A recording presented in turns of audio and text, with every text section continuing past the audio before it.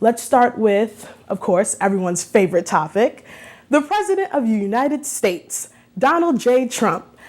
Yesterday, he had one of those meetings where it appears, or press briefing where it appears that he's doing something when we know he's not doing anything. And he talked about Dr. Fauci and Dr. Birx. And as a reminder, the U.S. death toll just reached over 150,000 people. So it's strange to me that the President of the United States can have a press conference and talk about someone else's approval ratings. We have a clip that I'm about to show, but I'm just going to set it up a little bit. Think about it. You are, or let's not even think about being the President of the United States. You in any leadership position, or you as a person who can empathize, with the pandemic. 150,000 deaths. And we're talking about, oh, nobody likes me and it's my personality. This clip that I'm about to show you clearly showcases, in case you didn't already know, clearly showcases Trump's, not only his narcissism, but the fact that he is a sociopath who is capable of everything but empathy. Miss Engineer, can you roll that clip, please? But I get along with him very well, and I agree with a lot of what he said. It's interesting. He's got a very good approval rating, and I like that. It's good. Because remember, he's working for this administration. He's working with us, John. We could have gotten other people. We could have gotten somebody else. It didn't have to be Dr. Fauci. He's working with our administration. And for the most part, we've done pretty much what he and others, Dr. Birx and others who are terrific, recommended. And he's got this high approval rating. So why don't I have a high approval rating with respect, and the administration with respect to the virus? We should have a very high, because what we've done in terms of, we're just reading off about the masks and the gowns and the ventilators and numbers that nobody's seen, and the testing at 55 million tests. We tested more than anybody in the world. I have a graph that I'd love to show you.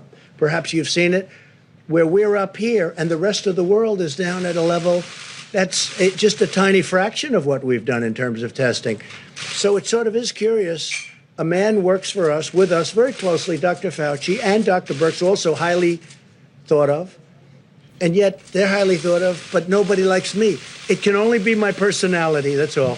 It can only be my personality, or the fact that you don't care about anybody but yourself. Think about this, Trump. Who cares about an approval rating? We're in the middle of a global pandemic where America's response to flattening the curve is sending it upwards. You have Republican governors and senators who are literally saying, okay, we don't have to wear a mask. The governor of Georgia sued Mayor Keisha Lance Bottoms because she made wearing masks mandatory. Well, I have thoughts on that, Mayor.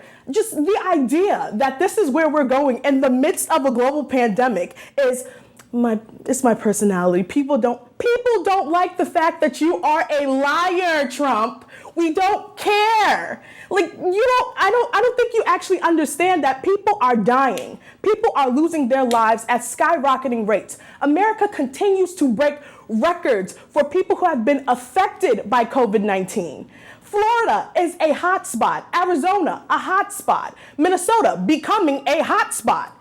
And your idea is, oh, Dr. Fauci is only a doctor. He's not the president. He shouldn't have a high approval rating. Are you seriously kidding me? And saying this on the tail end of the fact that Republican senators are literally stripping money out of the pockets of the American people. People who have lost jobs, people who can no longer be employed, people who are losing their unemployment checks, people who are going to suffer greatly. And all you care about is reopening the economy and making sure that places like Disney World and Disneyland are open. Do you not understand that amusement parks are petri dishes for this virus? And then you want people to open schools where children can further be infected, infect their parents, and send the death toll even further along. Seriously? This is what we're doing? This is what we're doing? And then you want to sit there and tout the fact that, oh, well, Dr. Fauci is a part of this administration and, I have a good relationship with him, when literally your administration and the people behind you, the man, or whatever we want to call you, are sitting there trying to discredit this doctor who has worked through multiple pandemics. I'm a little puzzled here. But on another note, to pivot from that, I want people to be sure to know that even though we're looking at the polling numbers for, Biden's campaign, Biden against Trump, and he's leading in double-digit numbers, and don't let the media fool you. Because what they're not going to tell you is even though this polling case may look well for Biden, at the end of the day, come November 3rd, November 4th, when people walk into that voting booth or when people mail in their ballots, they're not going to think about his response to the pandemic or his response to Biden. All they're going to think about is how this man can further along my life. And if Trump can sit there and continuously lie and then continuously have his lies validated by Senator Lindsey Graham or Mitch McConnell or Rand Paul or the 1,000 of other sycophantic Republican senators, representatives, governors, lieutenant governors, mayors, if he can have his lies further validated, it's not going to matter if people are actually dying, because they'll say the numbers are inflated, or the only reason why we have such a high case of people who have COVID-19 is because we keep testing, as if that's not the dumbest thing we've all heard. And nobody wants to talk about the after effects of COVID-19, whether it's children who can't see their parents because their parents are literally dying in hospitals and they don't want to infect them, or the fact that our children cannot go back into school and safely learn. The fact that this administration has planned out no systematic response to how to open schools or how to open playgrounds or how to open after-school programs so that our children can gain the social capacity and the level of compassion that helps them to grow and to help them be wonderful citizens. There are children right now during summer break sitting at home, whether they be the youngest of a group of children or only children, and they are slipping into some of the deepest episodes of depression, of, to an extent, bipolar disorder, social anxiety disorder. Do you understand that when you are away from people for a certain amount of time and you're only seeing one person, thrusting someone back or thrusting a child or an adult back into a group of people will literally send them spiraling downwards? And nobody seems to care about these things. That is because mental health in the United States of America is not, if anything, abysmal, because we don't want to talk about it, because it doesn't exist, because we don't want to fund it. There are children who are spiraling downwards, and we want to open schools so they can get COVID-19 or so we can reopen the economy so we can bolster this.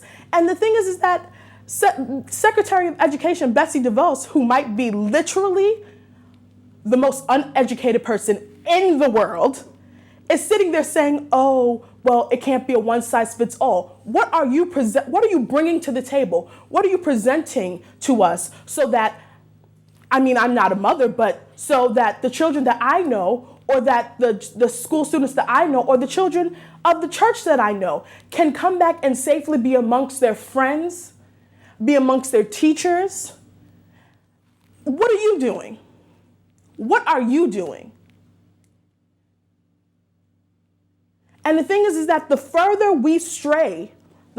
and further we stray away from truth and away from knowledge and away from reading and away from social settings for not only children, I'm highlighting them, but also adults. What are we going to do to make sure that we can continuously help people stay alive? Because the pandemic and the issue behind COVID-19 are mental issues, are also pre-existing conditions. There are teachers who love their job, who want to teach in the classroom, who love their students, who are scared to go back into the classroom because they take care of their mother, or they take care of their father, or they're taking care of a child in their house who is sick, or they're taking care of themselves. And all Trump seems to care about are his approval ratings, or the fact that people like Dr. Birx, and Dr. Fauci better than him, He's thinking about reopening the economy.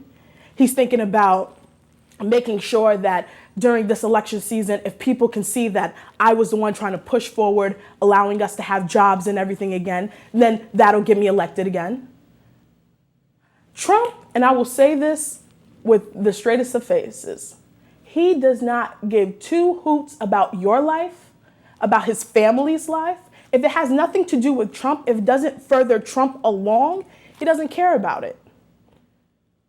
He doesn't. In the midst of pandemics, he's sitting there toting Goya products, pushing forward false vaccines, false medicines that can either kill you because of the symptoms or they don't work at all. And there are people validating his cause every day. And if you are one of those people, you need to reevaluate who you're supporting, why you're supporting them, and how this is going to affect someone other than you. Because Americans, in the deepest core of themselves, are selfish. They say, wear a mask. You can't wear a cloth mask. You can't wear a paper mask in the supermarket to protect other people. But no, because for Americans, for the most part, it's all about you. And we've seen this happen constantly and constantly and constantly through history.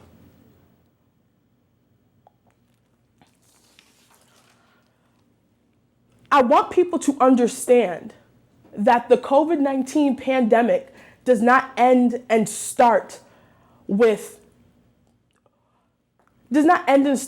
another country or with the leader of another country.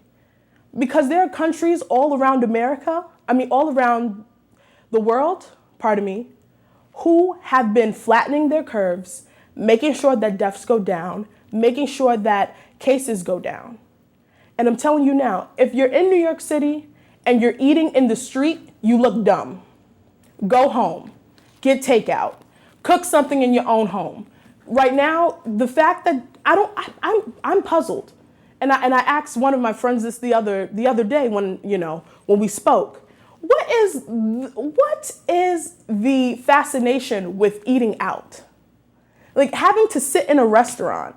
I mean, if you walk up and down 9th Avenue, or if you walk down even streets, even Lexington and 125th, people literally have little blocks off in the street, like not on the sidewalk, but in the street.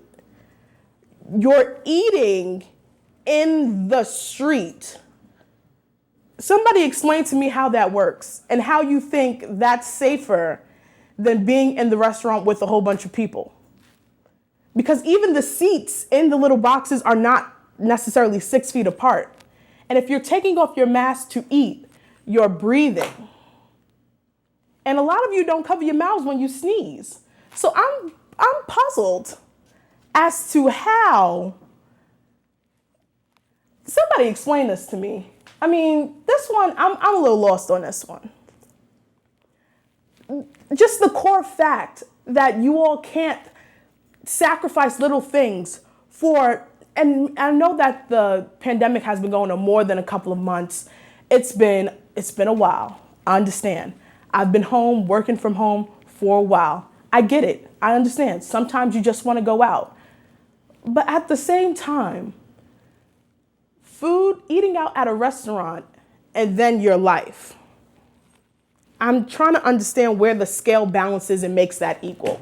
This is a bit of a news blog we do, looking at spiritual wickedness in high places for the most part, making some observations about it and giving people a biblical foundation to the way of interpreting, rather than have Sean Hannity or Laura Ingraham or Janine Pirro or Anderson Cooper or Rachel Maddow or Don Lemon, Rush Limbaugh interpret what's going on in the world. You come to me and I'll tell you based on what the Word of God says.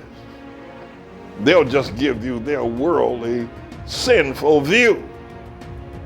But the Manning Report will tell you what God has said, whether to say yea or nay, whether to go or to stay. You'll be led by the word of Almighty God. Come to the Manning Report on a daily basis to interpret the spiritual wickedness in high places, because there's plenty of it that's going on. And so I am he. I'm the Lord's servant, James David Righteous Rebel Manning. And I'm here to serve you with news and information.